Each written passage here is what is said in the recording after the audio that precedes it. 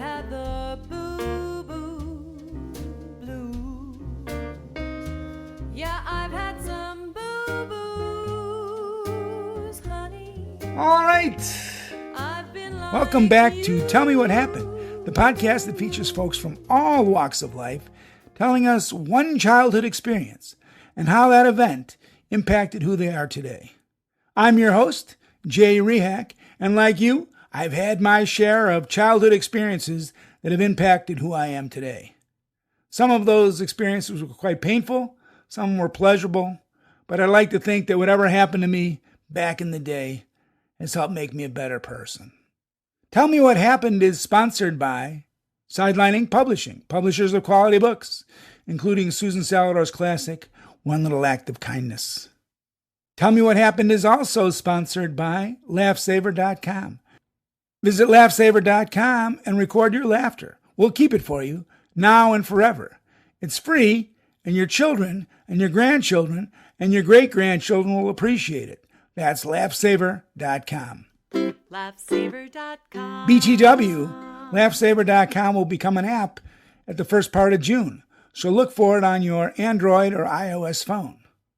All right, today I have as my guest a good friend of mine, a man I've known for many years, Thom Clark. Thom is a volunteer with the Investigative Project on Race and Equity, a former co-host of the weekly Live from the Heartland radio show on Loyola's WLUW 88.7 FM.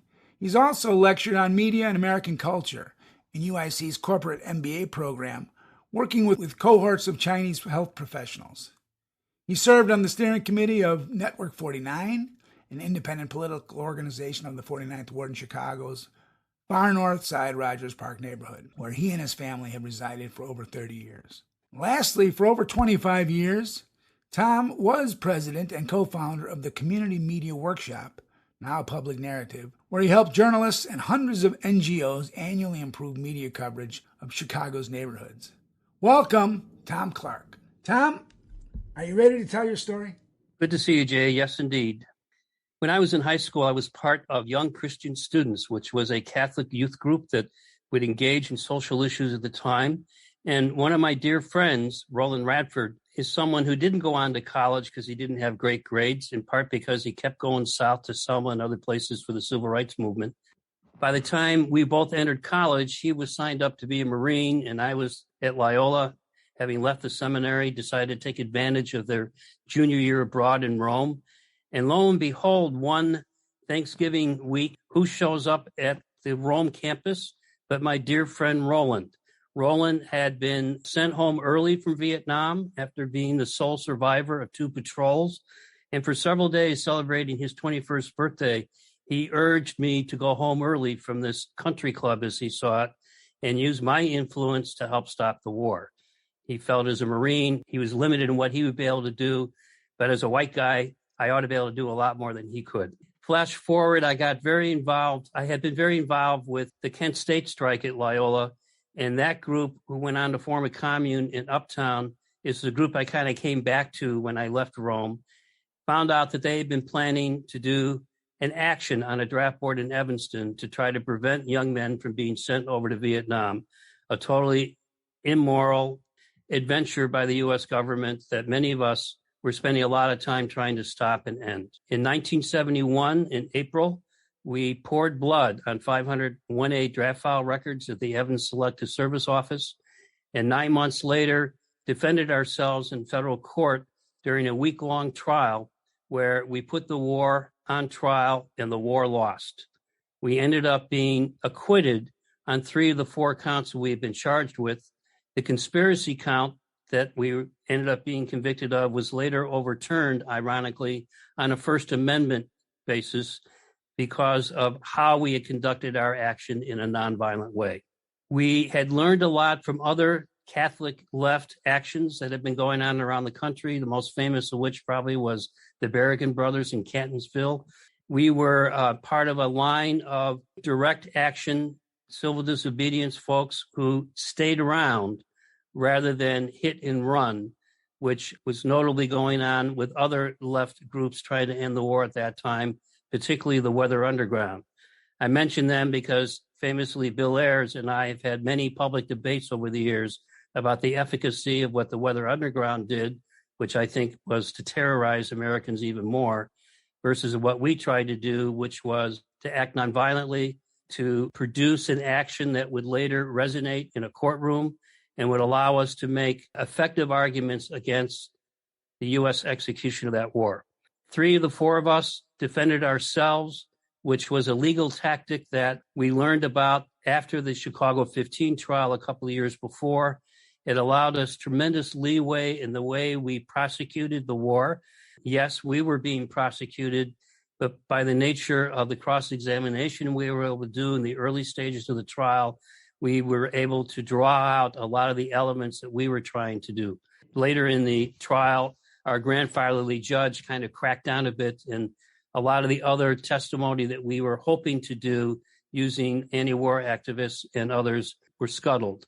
But we were able, through character witness testimony, establish the backgrounds that we had all engaged in, using parents and pastors in my case, as well as my friend Roland Radford in full Marine dress as our character witnesses.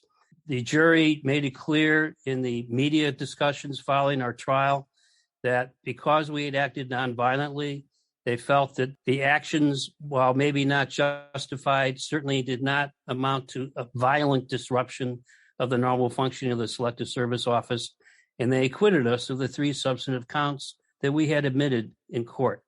The months between the action and the trial involved a lot of community organizing in Evanston, street actions, a lot of time in Fountain Square, as well as engagement with churches and other institutions to build up a groundswell of support for our defense committee. I still remember famously a United Methodist Church evening featuring Jane Kennedy, who was part of the Beaver 55 that erased napalm files in the Midland, Michigan Dow Chemical Plant. It was emceed by Studs Terkel, who I'd grown up listening to and later became a mentor of our organization, Community Media Workshop. And in fact, we named a Community Media Award after Studs. That evening brought 500 people into this church and was really a sign that we had touched a nerve and that we would go forward with our trial with a lot of support. Indeed, we had a week-long evening session teach-ins at Northwestern that whole trial, bringing in experts like Noam Chomsky, Iqbal Ahmad, who was very involved with the Bangladesh crisis at the moment. We were trying to establish not just that the Vietnam War was immoral, but the U.S. foreign policy had a lot had to change in the way that we approach the world. The Bangladesh crisis at the time being one example of that. Most of us were involved in community living at that time, primarily in Uptown, I later in Rogers Park. That kind of community, I think, gave us some strength and power, along with a whole slew of unindicted co-conspirators that actually made this whole action more successful. One quick example, during the action, while we waited for police to show up, we had to tell the clerk how to call the police and assured her we would wait to be arrested. I made a critical call to a contact, which then kicked off another whole series of activities outside the 4 of us. There were 3 mail drops at different locations around the city to about 500 supporters with our call to action, the statement that we presented during the draft board action itself, and again, setting up the basis for a groundswell of support for when the future trial that we anticipated would actually take place. Winning that trial was not something we expected. Individual resistors at the time were still getting 5-year sentences for tearing up their draft board. We got 1-year sentences, which we never ended up serving because about 2 years later, we went on appeal, a First Amendment case for the conspiracy count that we had been convicted of was overturned. That is my story, except that in the years since, it's been amazing to see how many people's lives we affected that we didn't even know about, including most recently when I posted a mini documentary about our action on Facebook. An absolutely overwhelming response from colleagues who didn't know about this chapter in my life to young men who were in that draft board and never understood why they never heard from the draft board again. So we are still hearing 50 years later from people who don't believe they'd be walking this earth, much less forming their own families, because of our action back in April 1971. I have no doubt about that, Thom. No doubt that you saved a lot of American lives, which is a beautiful thing, but also a lot of Vietnamese lives. And I think that is also obviously a beautiful thing. I'm hoping that you actually do wind up writing a book about this because I think it's still relevant. I know it's 50 years already on this, but looking back on it, can you tell me, I think I have a pretty fair idea about how do you think that event, that trial, the experience, the idea that you might spend a year in jail, etc. How do you think that impacted who you are today? I remember driving home with my parents shoeless because blood had poured on the shoes and the FBI had confiscated them. And they're going, Thom, how could you do this? How could you break the law? And I said, I was just following what you taught me. I had been involved in fair housing work in Oak Park and River Forest, and I saw this as a natural progression. My dad had taken me to a Martin Luther King rally at Soldier Field, and where we marched on City Hall demanding affordable and fair housing for the city. So I felt like I had roots that I was building on or trying to grow from. And indeed, several years later, when I was in a little blue streak, my parents were right there supporting me, because even they came around to understanding that maybe I hadn't quite ruined my life. For my parents, they felt that I had short-circuited my career and my potential to be whatever, a lawyer, something else. I had decided not to be a priest anymore, and they were fine with that. But, I was destined for bigger things, and now I'm a convicted felon. You've ruined it all. Well, as I found out over time, perhaps I got steered in a little different direction because I was a convicted felon. But as a middle-class white guy, I was able to survive what perhaps other people would not with that kind of record by engaging in the nonprofit community, first with affordable housing and later with citywide organizing and ultimately with the community media workshop to help other groups tell their story better. So I think that work, which was always trying to bring underrepresented voices into play and into public so that we weren't always just hearing from official sources, it grows out of the work that I was doing in high school and college, trying to directly impact the end of the war.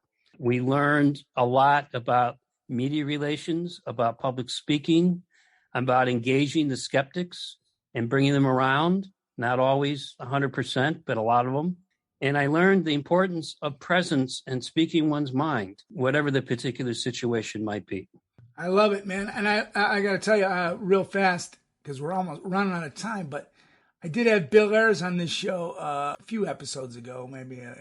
And the contrast that you're talking about is a profound one, because I do believe that everybody's trying to figure out a way to end a war that they thought was unjust.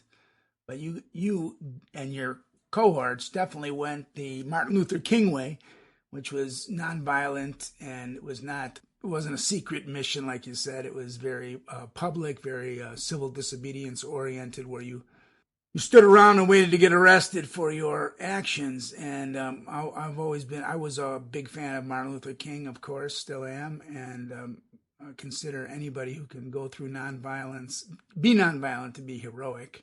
So did you ever, have you when's the last time you talked to Bill Ayers? Have you?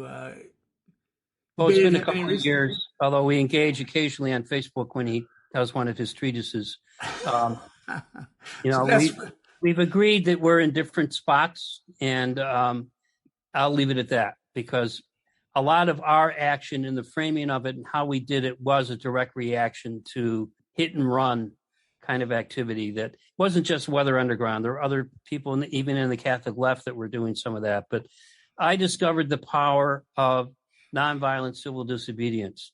The ability to speak truth to power is tremendously enhanced when one puts oneself in jeopardy, because you're already throwing off the opposition. You're doing what? You're going to do what to your life?